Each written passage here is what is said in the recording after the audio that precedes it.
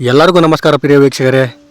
ಇದೇ ಆಗಸ್ಟ್ 12ನೇ ತಾರೀಕಿನಂದು ಬುಧವಾರದ ದಿನ ಭೀಮನ ಅಮಾವಾಸ್ಯೆ, ನಾಗರ ಅಮಾವಾಸ್ಯೆ ಅಥವಾ ಶ್ರಾವಣ ಅಮಾವಾಸ್ಯೆ ದಿನ ಸಂಪೂರ್ಣ ಸೂರ್ಯಗ್ರಹಣವು ಸಂಭವಿಸಲಿದೆ. ಈ ಅಮಾವಾಸ್ಯೆ ಸೂರ್ಯಗ್ರಹಣದ ಪ್ರಭಾವದಿಂದ ಈ 7 ರಾಶಿಯವರಿಗೆ ಅಖಂಡ ರಾಜಯೋಗ ಸೃಷ್ಟಿಯಾಗಲಿದೆ. ಇದರಿಂದ ಈ ರಾಶಿಯವರು ಮುಟ್ಟಿದ್ದಲ್ಲ ಚಿನ್ನ ಆಗಿ ಬಾಳು ಬಂಗಾರವಾಗುವಂಥ ಸಮಯ ಬರುತ್ತಿದೆ. ಕಾಲಿಟ್ಟ ಕಡೆಯಲ್ಲೆಲ್ಲ ಯಶಸ್ಸನ್ನು ಕಾಣುವರು. ಕೋರ್ಟ್ ಕಚೇರಿಯಲ್ಲಿ ವಾದ ವಿವಾದಗಳಲ್ಲಿ ಜಯಬೇರಿಯನ್ನು ಸಾಧಿಸುವರು. ಹಾಗಿದ್ರೆ ಸ್ನೇಹಿತರೆ, ಈ ಸೂರ್ಯಗ್ರಹಣದ ಸಮಯವೇನು ಮತ್ತು ಭಾರತದಲ್ಲಿ ಯಾವಾಗ ಗೋಚರಿಸುತ್ತದೆ, ಈ ಗ್ರಹಣದ ಆಚರಣೆ ಭಾರತದಲ್ಲಿ ಇದೆಯೇ ಅಥವಾ ಇಲ್ವಾ ಅಂತ ತಿಳಿಸ್ಕೊಡ್ತೀವಿ. ಯಾವ 7 ರಾಶಿಯವರಿಗೆ ಅಖಂಡ ರಾಜಯೋಗ ಪ್ರಾಪ್ತಿಯಾಗಲಿದೆ ಎಂದು ಸಂಪೂರ್ಣವಾಗಿ ತಿಳಿಸ್ಕೊಡ್ತೀವಿ. ಹಾಗಾಗಿ ಈ ವಿಡಿಯೋವನ್ನು ಎಲ್ಲೂ ಸ್ಕಿಪ್ ಮಾಡದೆ ಕೊನೆವರೆಗೂ ನೋಡಿ. ಮತ್ತು ನೀವಿನ್ನೂ ನಮ್ಮ ಚಾನಲನ್ನು ಸಬ್ಸ್ಕ್ರೈಬ್ ಮಾಡದೆ ನೋಡ್ತಿದ್ರೆ ದಯವಿಟ್ಟು ಈ ವಿಡಿಯೋಗೆ ಒಂದು ಲೈಕ್ ಕೊಟ್ಟು ನಮ್ಮ ಚಾನಲನ್ನು ಸಬ್ಸ್ಕ್ರೈಬ್ ಮಾಡಿಕೊಂಡು ಪಕ್ಕದಲ್ಲಿರುವ ಬೆಲ್ ಬಟನನ್ನು ಒತ್ತಿ. ಯಾಕೆಂದರೆ ನಾವು ಹಾಕುವ ಎಲ್ಲ ಜ್ಯೋತಿಷ್ಯ ಮಾಹಿತಿಯನ್ನು ನೀವು ಮೊದಲು ನೋಡಬಹುದು. ಹಾಗೂ ಸ್ನೇಹಿತರೆ, ಬ್ರಹ್ಮಾಂಡ ನಾಯಕನಾದ ಮಹಾಶಿವನ ಆಶೀರ್ವಾದ ನಿಮ್ಮ ಹಾಗೂ ನಿಮ್ಮ ಕುಟುಂಬದವರ ಮೇಲೆ ಸದಾ ಇರಬೇಕಂತ ಬಯಸಿದವರು ಓಂ ನಮಃ ಶಿವಾಯ ಅಂತ ಕಮೆಂಟ್ ಮಾಡದೆ ಮರಿಬೇಡಿ. ಸ್ನೇಹಿತರೆ, ಈ 7 ಅದೃಷ್ಟ ರಾಶಿಗಳಲ್ಲಿ ನಿಮ್ಮ ರಾಶಿ ಅಷ್ಟೇ ಅಲ್ಲ, ನಿಮ್ಮ ಕುಟುಂಬದವರ ಯಾರ ರಾಶಿ ಇದೆ ಅಂತಲೂ ನೋಡಿ. ಈ ಅಮಾವಾಸ್ಯೆ ಮತ್ತು ಸಂಪೂರ್ಣ ಸೂರ್ಯಗ್ರಹಣದ ತಿಥಿಯನ್ನು ನೋಡುವುದಾದರೆ ಆಗಸ್ಟ್ 12ನೇ ತಾರೀಕಿನಂದು ಬುಧವಾರದ ದಿನ ಶ್ರೀ ಪರಭಾವನಾಮ ಸಂವತ್ಸರ, ಆಷಾಢ ಮಾಸ, ಗ್ರೀಷ್ಮ ಋತು, ದಕ್ಷಿಣಾಯಣ, ಕೃಷ್ಣ ಪಕ್ಷದಲ್ಲಿ ಈ ಸೂರ್ಯಗ್ರಹಣವು ಸಂಭವಿಸಲಿದೆ. ಹಾಗಾಗಿ ಜ್ಯೋತಿಷ್ಯ ಶಾಸ್ತ್ರದ ಪ್ರಕಾರ ಈ ಸಂಪೂರ್ಣ ಸೂರ್ಯಗ್ರಹಣವನ್ನು ಅತ್ಯಂತ ಶಕ್ತಿಶಾಲಿ ಸೂರ್ಯಗ್ರಹಣ ಎಂದು ಪರಿಗಣಿಸಲಾಗುತ್ತದೆ. ಸ್ನೇಹಿತರೆ, ಈ ಗ್ರಹಣವು 12 ರಾಶಿಗಳ ಮೇಲೆ ಒಳ್ಳೆಯ ಪ್ರಭಾವವನ್ನು ಬೀರುತ್ತದೆ. ಆದರೆ ಈ ಸೂರ್ಯಗ್ರಹಣವು ಕರ್ಕಾಟಕ ರಾಶಿಯಲ್ಲಿ ಸಂಭವಿಸುವುದರಿಂದ ಈ ವಿಶೇಷವಾಗಿ ಈ 7 ರಾಶಿಯವರಿಗೆ ತುಂಬ ಭಯಂಕರವಾದ ಅದೃಷ್ಟವನ್ನು ತಂದುಕೊಡಲಿದೆ. ಆಗಸ್ಟ್ 12ರಂದು ಸಂಭವಿಸುವ ಅಮಾವಾಸ್ಯೆಯೊಂದಿಗೆ ಸಂಪೂರ್ಣ ಸೂರ್ಯಗ್ರಹಣವು ಖಗೋಳ ವಿಜ್ಞಾನದ ದೃಷ್ಟಿಯಿಂದ ಅತ್ಯಂತ ಅಪರೂಪದ ಘಟನೆಯಾಗಿದೆ. ಆದರೆ ಗಮನಿಸಬೇಕಾದ ಪ್ರಮುಖ ವಿಷಯವೆಂದರೆ ಈ ಸಂಪೂರ್ಣ ಸೂರ್ಯಗ್ರಹಣವು ಭಾರತದಿಂದ ಗೋಚರಿಸುವುದಿಲ್ಲ. ಆದ್ದರಿಂದ ಭಾರತದಲ್ಲಿ ಸಂಪೂರ್ಣ ಸೂರ್ಯಗ್ರಹಣವನ್ನು ನೇರವಾಗಿ ವೀಕ್ಷಿಸಲು ಸಾಧ್ಯವಿಲ್ಲ.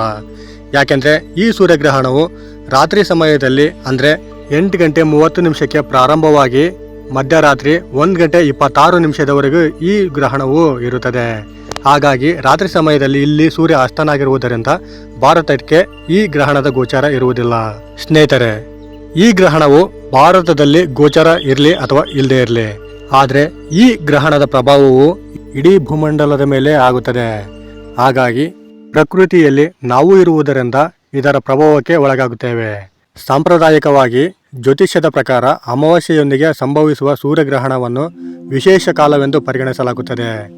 ಈ ಸಮಯದಲ್ಲಿ ಆತ್ಮಚಿಂತನೆ, ಪ್ರಾರ್ಥನೆ, ಮಂತ್ರ ಜಪ ಮತ್ತು ದಾನ ಧರ್ಮಕ್ಕೆ ಮಹತ್ವ ನೀಡಲಾಗುತ್ತದೆ. ಅನೇಕ ಕುಟುಂಬಗಳಲ್ಲಿ ಗ್ರಹಣದ ಸಮಯದಲ್ಲಿ ಹೊಸ ಕೆಲಸಗಳನ್ನು ಆರಂಭಿಸದೆ ದೇವರ ಸ್ಮರಣೆ ಮಾಡುವ ಪದ್ಧತಿ ಇದೆ. ಇವು ಧಾರ್ಮಿಕ ಹಾಗೂ ಸಾಂಸ್ಕೃತಿಕ ಆಚರಣೆಗಳಾಗಿದ್ದು ಪ್ರದೇಶದಿಂದ ಪ್ರದೇಶಕ್ಕೆ ಬದಲಾಗುತ್ತದೆ. ಜ್ಯೋತಿಷ್ಯ ನಂಬಿಕೆಗಳ ಪ್ರಕಾರ ಗ್ರಹಣದ ಪರಿಣಾಮವು ವ್ಯಕ್ತಿಯ ಜನ್ಮಕುಂಡಲಿ, ದಶಭುಕ್ತಿ ಮತ್ತು ಗ್ರಹ ಸ್ಥಿತಿಗಳ ಮೇಲೆ ಅವಲಂಬಿತವಾಗಿರುತ್ತದೆ ಎಂದು ಹೇಳಲಾಗುತ್ತದೆ. ಆದ್ದರಿಂದ ಒಂದೇ ರಾಶಿಯ ಎಲ್ಲರಿಗೂ ಒಂದೇ ರೀತಿಯ ಫಲಗಳು ದೊರೆಯುತ್ತವೆ ಎಂದು ಹೇಳಲು ಸಾಧ್ಯವಿಲ್ಲ. ಕೆಲವರಿಗೆ ಹೊಸ ಅವಕಾಶಗಳು ದೊರೆಯಬಹುದು, ಇನ್ನು ಕೆಲವರಿಗೆ ಎಚ್ಚರಿಕೆಯಿಂದ ನಿರ್ಧಾರಗಳನ್ನು ತೆಗೆದುಕೊಳ್ಳಬೇಕಾದ ಸಂದರ್ಭಗಳು ಬರಬಹುದು ಎಂದು ಜ್ಯೋತಿಷ್ಯ ಅಭಿಪ್ರಾಯ ತಿಳಿಸುತ್ತದೆ. ಧಾರ್ಮಿಕ ಸಂಪ್ರದಾಯದ ಪ್ರಕಾರ ಗ್ರಹಣ ಮುಗಿದ ನಂತರ ಸ್ನಾನ ಮಾಡುವುದು, ಪೂಜೆ ಸಲ್ಲಿಸುವುದು, ದೇವರ ನಾಮ ಸ್ಮರಣೆ ಮಾಡುವುದು ಹಾಗೂ ಸಾಧ್ಯವಾದರೆ ಅನ್ನದಾನ ಅಥವಾ ಇತರ ದಾನ ಧರ್ಮಗಳನ್ನು ಮಾಡುವುದು ಶುಭಕರವೆಂದು ಪರಿಗಣಿಸಲಾಗುತ್ತದೆ. ಇವು ಭಕ್ತಿ ಮತ್ತು ಸಾಂಪ್ರದಾಯಿಕವನ್ನು ಒಳಗೊಂಡಿರುತ್ತವೆ. ಹಾಗಿದ್ರೆ ಸ್ನೇಹಿತರೆ, ಆಗಸ್ಟ್ 12ನೇ ತಾರೀಕಿನಂದು ಸಂಭವಿಸುವ ಈ ಅಮಾವಾಸ್ಯೆ ಸೂರ್ಯಗ್ರಹಣದಿಂದ ಯಾವ 7 ರಾಶಿಗಳಿಗೆ ಅಖಂಡ ರಾಜಯೋಗ, ಹಣದ ಸುರಿಮಳೆ ಸೃಷ್ಟಿಯಾಗುತ್ತದೆ ಎಂದು ತಿಳಿಯೋಣ ಬನ್ನಿ ಸ್ನೇಹಿತರೆ. ಈ ರಾಜಯೋಗದ ಅದೃಷ್ಟ ರಾಶಿಗಳಲ್ಲಿ ಮೊದಲನೆಯದಾಗಿ ವೃಷಭ ರಾಶಿ. ಆಗಸ್ಟ್ 12ರ ಅಮಾವಾಸ್ಯೆ ಹಾಗೂ ಸಂಪೂರ್ಣ ಸೂರ್ಯಗ್ರಹಣವು ಜ್ಯೋತಿಷ್ಯದಲ್ಲಿ ಮಹತ್ವದ ಘಟನೆಯಾಗಿ ಪರಿಗಣಿಸಲಾಗುತ್ತದೆ. ಸಾಂಪ್ರದಾಯಿಕ ಜ್ಯೋತಿಷ್ಯ ನಂಬಿಕೆಗಳ ಪ್ರಕಾರ ಈ ಸಮಯದಲ್ಲಿ ಕೆಲವು ರಾಶಿಯವರಿಗೆ ಶುಭಯೋಗಗಳು ಬಲವಾಗುತ್ತವೆ ಎಂದು ಹೇಳಲಾಗುತ್ತದೆ. ಅವುಗಳಲ್ಲಿ ಮೊದಲನೆಯದು ವೃಷಭ ರಾಶಿ. ಈ ಫಲಗಳು ಜ್ಯೋತಿಷ್ಯ ನಂಬಿಕೆಗಳನ್ನು ಆಧರಿಸಿವೆ. ವೃಷಭ ರಾಶಿಯವರಿಗೆ ಈ ಅವಧಿಯಲ್ಲಿ ಸ್ಥಗಿತಗೊಂಡಿದ್ದ ಅನೇಕ ಕಾರ್ಯಗಳು ನಿಧಾನವಾಗಿ ಮುನ್ನಡೆಯುವ ಸಾಧ್ಯತೆ ಇದೆ ಎಂದು ಜ್ಯೋತಿಷ್ಯದಲ್ಲಿ ಹೇಳಲಾಗುತ್ತದೆ. ದೀರ್ಘಕಾಲದಿಂದ ಮಾಡಿದ ಪರಿಶ್ರಮಕ್ಕೆ ಫಲ ಸಿಗುವ ಅವಕಾಶಗಳು ಹೆಚ್ಚಾಗಬಹುದು. ಉದ್ಯೋಗದಲ್ಲಿರುವವರಿಗೆ ಹೊಸ ಜವಾಬ್ದಾರಿಗಳು, ಹಿರಿಯರಿಂದ ಮೆಚ್ಚುಗೆ ಹಾಗೂ ಬಡ್ತಿ ಕುರಿತು ಉತ್ತಮ ಬೆಳವಣಿಗೆ ಕಂಡುಬರಬಹುದು. ಉದ್ಯೋಗ ಬದಲಾವಣೆ ಯೋಚಿಸುತ್ತಿರುವವರಿಗೆ ಇದು ಅನುಕೂಲಕರ ಸಂದರ್ಭಗಳು ಎದುರಾಗಬಹುದು. ವ್ಯಾಪಾರಸ್ಥರಿಗೆ ಹೊಸ ಗ್ರಾಹಕರು ಪರಿಚಯ, ಹಳೆಯ ಬಾಕಿ ಹಣ ವಾಪಸ್ ಸಿಗುವುದು, ಹೊಸ ಒಪ್ಪಂದಗಳು ದೊರೆಯುವುದು ಹಾಗೂ ವ್ಯಾಪಾರ ವಿಸ್ತರಣೆಗೆ ಅವಕಾಶ ಸಿಗಬಹುದು ಎಂದು ಜ್ಯೋತಿಷ್ಯ ಅಭಿಪ್ರಾಯ ತಿಳಿಸುತ್ತದೆ. ಹಣಕಾಸಿನ ವಿಷಯದಲ್ಲಿ ಯೋಜಿತವಾಗಿ ನಡೆದುಕೊಂಡರೆ ಉಳಿತಾಯ ಹೆಚ್ಚಿಸುವ ಅವಕಾಶಗಳು ದೊರೆಯಬಹುದು. ಕುಟುಂಬ ಜೀವನದಲ್ಲಿ ಇದ್ದ ಭಿನ್ನಾಭಿಪ್ರಾಯಗಳು ಕಡಿಮೆಯಾಗುವ ಸಾಧ್ಯತೆ ಇದೆ. ಮನೆ ಹಿರಿಯರ ಆಶೀರ್ವಾದ ಮತ್ತು ಕುಟುಂಬದವರ ಸಹಕಾರದಿಂದ ಮನೆಯಲ್ಲಿ ಸಂತೋಷದ ವಾತಾವರಣ ನಿರ್ಮಾಣವಾಗುತ್ತದೆ. ವಿವಾಹ ಯೋಗಕ್ಕಾಗಿ ಕಾಯುತ್ತಿರುವವರಿಗೆ ಶುಭ ಸುದ್ದಿಗಳು ಬರಬಹುದು ಎಂದು ನಂಬಲಾಗಿದೆ. ವಿದ್ಯಾರ್ಥಿಗಳಿಗೆ ಓದಿನಲ್ಲಿ ಏಕಾಗ್ರತೆ ಹೆಚ್ಚಾಗಿ ಸ್ಪರ್ಧಾತ್ಮಕ ಪರೀಕ್ಷೆಗಳಲ್ಲಿ ಉತ್ತಮ ಸಾಧನೆ ಮಾಡಲು ಅವಕಾಶಗಳು ದೊರೆಯಬಹುದು. ವಿದೇಶ ಶಿಕ್ಷಣ ಅಥವಾ ಉನ್ನತ ವ್ಯಾಸಂಗದ ಕನಸು ಕಾಣುತ್ತಿರುವವರಿಗೆ ಇದು ಪ್ರಯತ್ನಗಳು ಫಲ ನೀಡುವ ಸೂಚನೆಗಳಿವೆ ಎಂದು ಜ್ಯೋತಿಷ್ಯದಲ್ಲಿ ಹೇಳಲಾಗುತ್ತದೆ. ಆರೋಗ್ಯದ ದೃಷ್ಟಿಯಿಂದ ಸಾಮಾನ್ಯವಾಗಿ ಉತ್ತಮ ಸಮಯವಾದರೂ ಆಹಾರ ಮತ್ತು ವಿಶ್ರಾಂತಿಯ ಕಡೆ ಗಮನ ಕೊಡುವುದು ಉತ್ತಮ. ನಿಯಮಿತ ವ್ಯಾಯಾಮ ಹಾಗೂ ಸಕಾರಾತ್ಮಕ ಮನೋಭಾವದಿಂದ ಇನ್ನಷ್ಟು ಉತ್ತಮ ಫಲವನ್ನು ಅನುಭವಿಸಬಹುದು.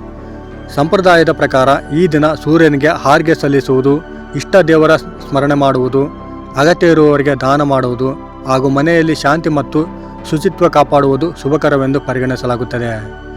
ಒಟ್ಟಾರೆಯಾಗಿ ಜ್ಯೋತಿಷ್ಯ ನಂಬಿಕೆಗಳ ಪ್ರಕಾರ ವೃಷಭ ರಾಶಿಯವರಿಗೆ ಈ ಅವಧಿ ಪರಿಶ್ರಮಕ್ಕೆ ಪ್ರತಿಫಲ, ಆರ್ಥಿಕ ಪ್ರಗತಿ, ಕುಟುಂಬದಲ್ಲಿ ಸಂತೋಷ ಹಾಗೂ ಹೊಸ ಅವಕಾಶಗಳ ಕಾಲವಾಗಬಹುದು.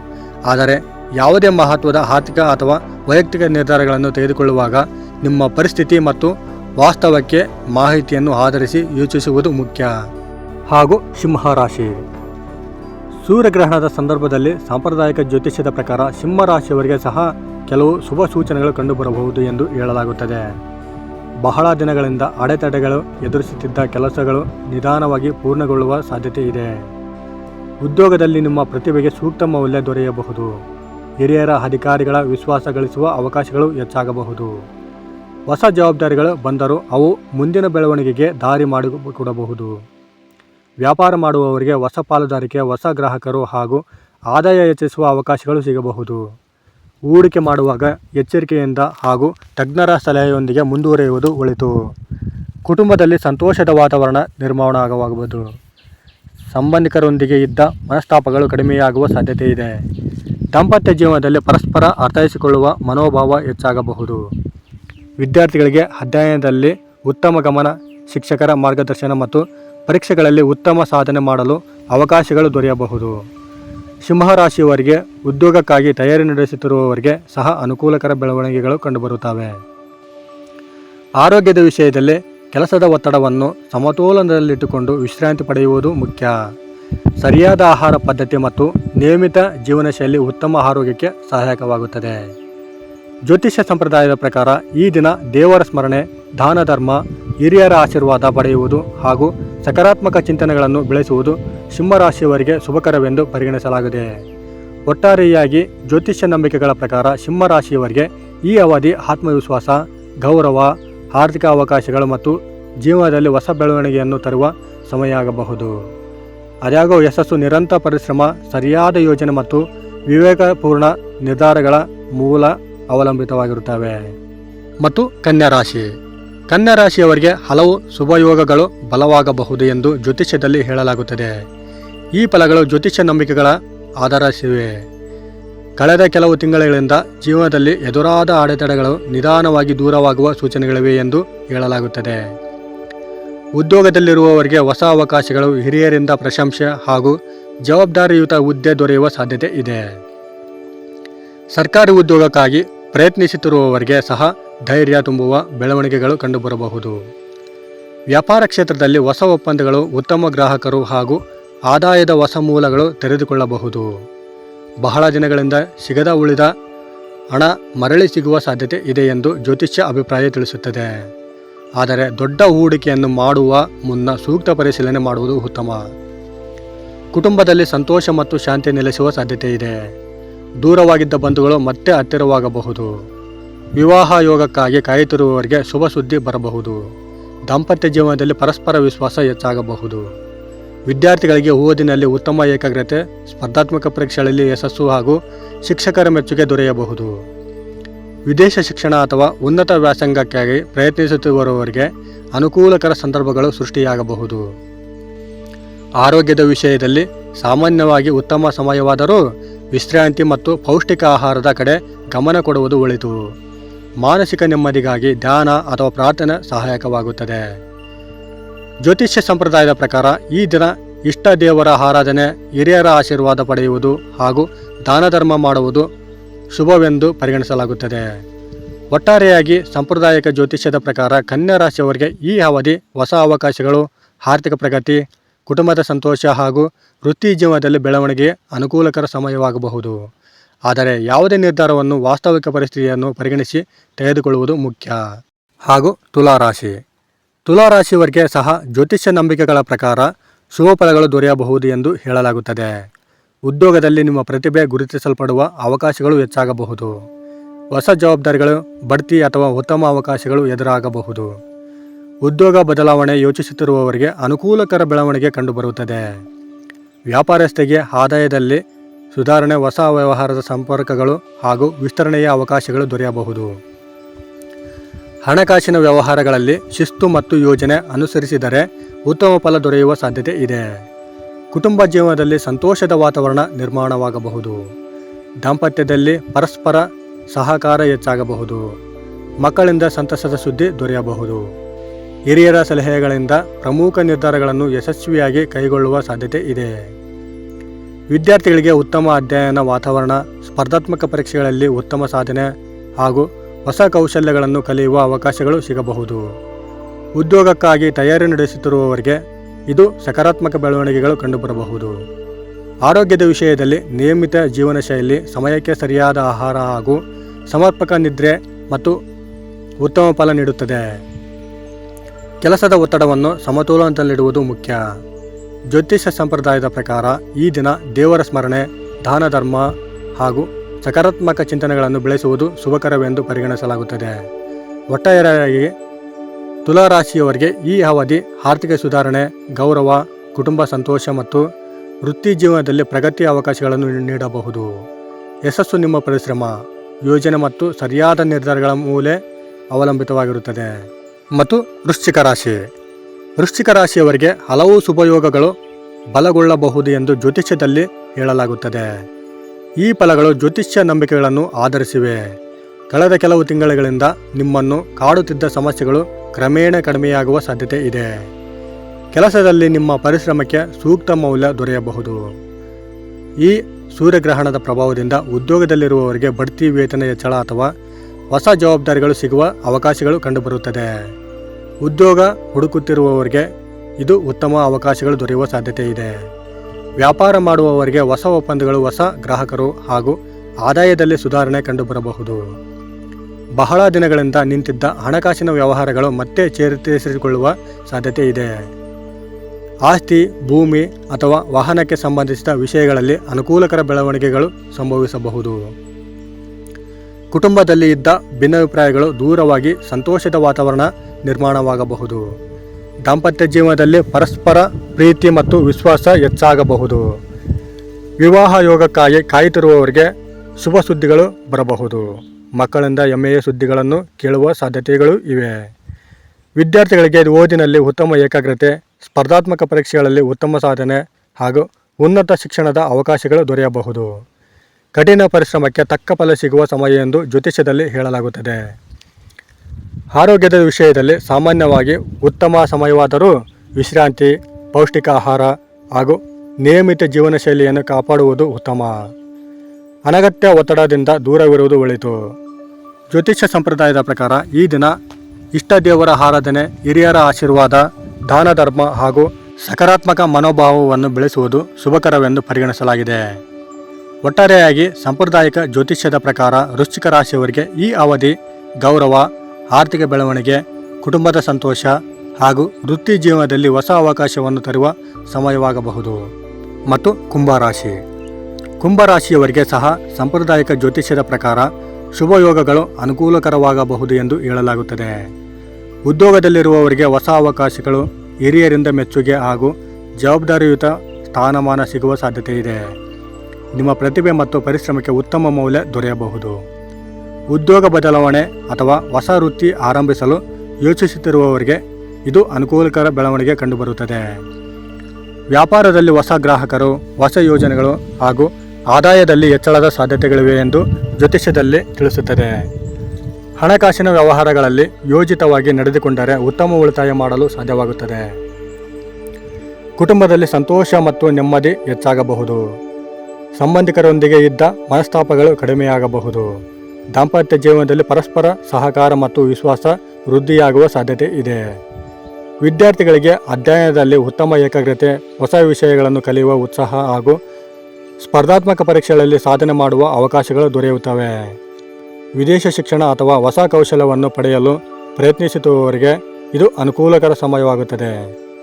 ಆರೋಗ್ಯದ ವಿಷಯದಲ್ಲಿ ನಿಯಮಿತ ವ್ಯಾಯಾಮ, ಸಮಯಕ್ಕೆ ಸರಿಯಾದ ಆಹಾರ ಮತ್ತು ಸಮರ್ಪಕ ನಿದ್ರೆ ಮತ್ತು ಫಲ ನೀಡುತ್ತದೆ. ದೈಹಿಕ ಹಾಗೂ ಮಾನಸಿಕ ಆರೋಗ್ಯದ ಬಗ್ಗೆ ನಿರ್ಲಕ್ಷ್ಯ ಮಾಡದಿರುವುದು ಉತ್ತಮ. ಜ್ಯೋತಿಷ್ಯ ಸಂಪ್ರದಾಯದ ಪ್ರಕಾರ ಈ ದಿನ ದೇವರ ಸ್ಮರಣೆ, ದಾನ ಧರ್ಮ, ಹಿರಿಯರ ಆಶೀರ್ವಾದದ ಹಾಗೂ ಸಕಾರಾತ್ಮಕ ಚಿಂತನೆಗಳನ್ನು ಬೆಳೆಸುವುದು ಶುಭಕರವೆಂದು ತಿಳಿಸಲಾಗುತ್ತದೆ. ಒಟ್ಟಾರೆಯಾಗಿ ಜ್ಯೋತಿಷ್ಯ ಶಾಸ್ತ್ರದ ಪ್ರಕಾರ ಕುಂಭರಾಶಿಯವರಿಗೆ ಈ ಅವಧಿ ಹೊಸ ಅವಕಾಶಗಳು, ಆರ್ಥಿಕ ಸುಧಾರಣೆ, ಗೌರವ ಹಾಗೂ ಕುಟುಂಬದ ಸಂತೋಷವನ್ನು ನೀಡುವ ಸಮಯವಾಗುತ್ತದೆ. ಮತ್ತು ಮೀನರಾಶಿಯವರಿಗೆ ಅಖಂಡ ರಾಜಯೋಗ, ಲಕ್ಷ್ಮೀ ಕಟಾಕ್ಷ, ಧನಪ್ರಾಪ್ತಿಯ ಶುಭ ಸಮಯ. ಕೆಲವು ಶುಭಯೋಗಗಳು ಬಲವಾಗುತ್ತದೆ ಎಂದು ಜ್ಯೋತಿಷ್ಯದಲ್ಲಿ ಹೇಳಲಾಗುತ್ತದೆ. ಈ ಫಲಗಳು ಸಾಂಪ್ರದಾಯಿಕ ಜ್ಯೋತಿಷ್ಯ ನಂಬಿಕೆಗಳನ್ನು ಆಧರಿಸಿವೆ. ಜೀವನದ ಫಲಿತಾಂಶಗಳು ವೈಯಕ್ತಿಕ ಪ್ರಯತ್ನ, ಪರಿಸ್ಥಿತಿ ಮತ್ತು ನಿರ್ಧಾರಗಳ ಮೇಲೂ ಅವಲಂಬಿತವಾಗಿರುತ್ತದೆ. ಈ ಅವಧಿಯ ನಿಮ್ಮ ಆತ್ಮವಿಶ್ವಾಸ ಹೆಚ್ಚಾಗಬಹುದು. ಬಹಳ ದಿನಗಳಿಂದ ಮುಂದೂಡಲ್ಪಟ್ಟಿದ್ದ ಕೆಲಸಗಳು ಪೂರ್ಣಗೊಳ್ಳುವ ಅವಕಾಶಗಳು ದೊರೆಯಬಹುದು. ಉದ್ಯೋಗದಲ್ಲಿರುವವರಿಗೆ ಹೊಸ ಜವಾಬ್ದಾರಿಗಳು, ಹಿರಿಯರ ಅಧಿಕಾರಿಗಳ ಮೆಚ್ಚುಗೆ ಹಾಗೂ ವೃತ್ತಿ ಜೀವನದಲ್ಲಿ ಉತ್ತಮ ಬೆಳವಣಿಗೆ ಕಂಡುಬರಬಹುದು. ಹೊಸ ಉದ್ಯೋಗಕ್ಕಾಗಿ ಪ್ರಯತ್ನಿಸುತ್ತಿರುವವರಿಗೆ ಅನುಕೂಲಕರ ಅವಕಾಶಗಳು ಸಿಗುವ ಸಾಧ್ಯತೆ ಇದೆ ಎಂದು ಜ್ಯೋತಿಷ್ಯ ತಿಳಿಸುತ್ತದೆ. ವ್ಯಾಪಾರ ಕ್ಷೇತ್ರದಲ್ಲಿರುವವರಿಗೆ ಹೊಸ ಗ್ರಾಹಕರ ಪರಿಚಯ, ಹೊಸ ಯೋಜನೆಗಳು ಮತ್ತು ವ್ಯಾಪಾರದ ವಿಸ್ತರಣೆಗೆ ಅವಕಾಶಗಳು ದೊರೆಯಬಹುದು. ಹಳೆಯ ಬಾಕಿ ಹಣ ಮರಳಿ ಸಿಗುವ ಸಾಧ್ಯತೆ ಇದೆ ಎಂದು ಹೇಳುತ್ತದೆ. ಆದಾಯ ಹೆಚ್ಚಾದರೂ ಅನಗತ್ಯ ಖರ್ಚುಗಳನ್ನು ನಿಯಂತ್ರಿಸಿ ಉಳಿತಾಯಕ್ಕೆ ಹೆಚ್ಚಿನ ಆದ್ಯತೆ ನೀಡುವುದು ಒಳಿತು. ಯಾವುದೇ ದೊಡ್ಡ ಹೂಡಿಕೆಯನ್ನು ಮಾಡುವ ಮೊದಲು ಅಗತ್ಯ ಮಾಹಿತಿಯನ್ನು ಪರಿಶೀಲಿಸುವುದು ಉತ್ತಮ. ಕುಟುಂಬ ಜೀವನದಲ್ಲಿ ಸಂತೋಷದ ವಾತಾವರಣ ನಿರ್ಮಾಣವಾಗಬಹುದು. ಮನೆಯ ಹಿರಿಯರ ಆಶೀರ್ವಾದ ಮತ್ತು ಕುಟುಂಬ ಸದಸ್ಯರ ಸಹಕಾರದಿಂದ ಹಲವು ಕೆಲಸಗಳು ಸುಲಭವಾಗಿ ಪೂರ್ಣಗೊಳ್ಳಬಹುದು. ದಾಂಪತ್ಯ ಜೀವನದಲ್ಲಿ ಪರಸ್ಪರ ಪ್ರೀತಿ, ವಿಶ್ವಾಸ ಮತ್ತು ಹೊಂದಾಣಿಕೆ ಹೆಚ್ಚಾಗುವ ಸಾಧ್ಯತೆ ಇದೆ. ವಿವಾಹ ಯೋಗಕ್ಕಾಗಿ ಕಾಯುತ್ತಿರುವವರಿಗೆ ಶುಭ ಸುದ್ದಿಗಳು ದೊರೆಯಬಹುದು ಎಂದು ಸಾಂಪ್ರದಾಯಿಕ ಜ್ಯೋತಿಷ್ಯದಲ್ಲಿ ಹೇಳಲಾಗುತ್ತದೆ. ವಿದ್ಯಾರ್ಥಿಗಳಿಗೆ ಇದು ಪರಿಶ್ರಮಕ್ಕೆ ತಕ್ಕ ಫಲ ದೊರೆಯುವ ಸಮಯವಾಗುತ್ತದೆ. ಅಧ್ಯಯನದಲ್ಲಿ ಏಕಾಗ್ರತೆ ಹೆಚ್ಚಾಗಿ ಸ್ಪರ್ಧಾತ್ಮಕ ಪರೀಕ್ಷೆಗಳು, ಉನ್ನತ ಶಿಕ್ಷಣ ಹಾಗೂ ವಿದೇಶಿ ವ್ಯಾಸಂಗಕ್ಕೆ ಸಂಬಂಧಿಸಿದ ಪ್ರಯತ್ನಗಳಲ್ಲಿ ಉತ್ತಮ ಅವಕಾಶಗಳು ದೊರೆಯುತ್ತದೆ. ಹೊಸ ಕೌಶಲ್ಯಗಳನ್ನು ಕಲಿಯಲು ಇದು ಅನುಕೂಲಕರ ಸಮಯವಾಗುತ್ತದೆ. ಆರೋಗ್ಯದ ವಿಷಯದಲ್ಲಿ ಸಾಮಾನ್ಯವಾಗಿ ಉತ್ತಮ ಸಮಯವಾದರೂ ನಿದ್ರೆ, ಪೌಷ್ಟಿಕ ಆಹಾರ ಮತ್ತು ನಿಯಮಿತ ವ್ಯಾಯಾಮದ ಕಡೆ ಗಮನ ಹರಿಸುವುದು ಮುಖ್ಯ. ಮಾನಸಿಕ ಒತ್ತಡವನ್ನು ಕಡಿಮೆ ಮಾಡಲು ಧ್ಯಾನ, ಪ್ರಾರ್ಥನೆ ಅಥವಾ ಮನಸ್ಸಿಗೆ ನೆಮ್ಮದಿ ನೀಡುವ ಚಟುವಟಿಕೆಯನ್ನು ಅನುಸರಿಸುವುದು ಸಹಕಾರವಾಗುತ್ತದೆ. ಜ್ಯೋತಿಷ್ಯದ ಪ್ರಕಾರ ಈ ದಿನ ಬೆಳಗ್ಗೆ ಅಥವಾ ಸಂಜೆ ಇಷ್ಟ ದೇವರ ಆರಾಧನೆ ಮಾಡುವುದು, ಸೂರ್ಯನಿಗೆ ಹಾರಿಗೆ ಸಲ್ಲಿಸುವುದು, ಹಿರಿಯರ ಆಶೀರ್ವಾದ ಪಡೆಯುವುದು ಹಾಗೂ ಅಗತ್ಯ ಇರುವವರಿಗೆ ದಾನ ಮಾಡುವುದು ಶುಭಕರವೆಂದು ಪರಿಗಣಿಸಲಾಗುತ್ತದೆ. ಇಂತಹ ಆಚರಣೆಯನ್ನು ಭಕ್ತಿ ಮತ್ತು ಸಕಾರಾತ್ಮಕ ಮನೋಭಾವದಿಂದ ಮಾಡಿದರೆ ಮನಸ್ಸಿಗೆ ನೆಮ್ಮದಿ ದೊರೆಯುತ್ತದೆ ಎಂದು ನಂಬಿಕೆ ಇದೆ. ಒಟ್ಟಾರೆಯಾಗಿ ಆಗಸ್ಟ್ 12ರ ಅಮಾವಾಸ್ಯೆ ಮತ್ತು ಸಂಪೂರ್ಣ ಸೂರ್ಯಗ್ರಹಣದ ಸಂದರ್ಭದಲ್ಲಿ ಸಾಂಪ್ರದಾಯಿಕ ಜ್ಯೋತಿಷ್ಯದ ಪ್ರಕಾರ ಮೀನರಾಶಿಯವರಿಗೆ ಜೀವನದಲ್ಲಿ ಪ್ರಗತಿ, ಆರ್ಥಿಕ ಅವಕಾಶಗಳು, ಕುಟುಂಬದಲ್ಲಿ ಸಂತೋಷ, ಸಾಮಾಜಿಕ ಗೌರವ ಮತ್ತು ಹೊಸ ಆರಂಭಗಳಿಗೆ ಅನುಕೂಲಕರ ಸಮಯವಾಗುತ್ತದೆ. ನೋಡಿದ್ರಲ್ಲ ಸ್ನೇಹಿತರೆ, ಈ ಮಾಹಿತಿ ನಿಮಗೆ ಇಷ್ಟ ಆಗಿದೆ ಅಂತ ಅಂದ್ಕೊಂಡಿದ್ದೀವಿ. ಇಷ್ಟ ಆಗಿದ್ರೆ ದಯವಿಟ್ಟು ಈ ವಿಡಿಯೋಗೆ ಒಂದು ಲೈಕ್ ಕೊಡಿ. ಸಾಧ್ಯವಾದರೆ ಈ ವಿಡಿಯೋವನ್ನು ನಿಮ್ಮ ಫ್ರೆಂಡ್ಸ್, ಫ್ಯಾಮಿಲಿ ಹಾಗೂ ಗ್ರೂಪ್ಗಳಿಗೆ ಶೇರ್ ಮಾಡಿ. ನೀವು ಶೇರ್ ಮಾಡುವುದರಿಂದ ನಿಮ್ಮಿಂದ ಅವರಿಗೆ ಉಪಯೋಗ ಆಗಬಹುದು. ಇನ್ನೂ ಹೆಚ್ಚಿನ ಜ್ಯೋತಿಷ್ಯ ಮಾಹಿತಿಗಾಗಿ ನಮ್ಮ HK TV ಕನ್ನಡ ಚಾನಲನ್ನು ಸಬ್ಸ್ಕ್ರೈಬ್ ಮಾಡಿಕೊಂಡು ಸಪೋರ್ಟ್ ಮಾಡಿ. ಧನ್ಯವಾದ.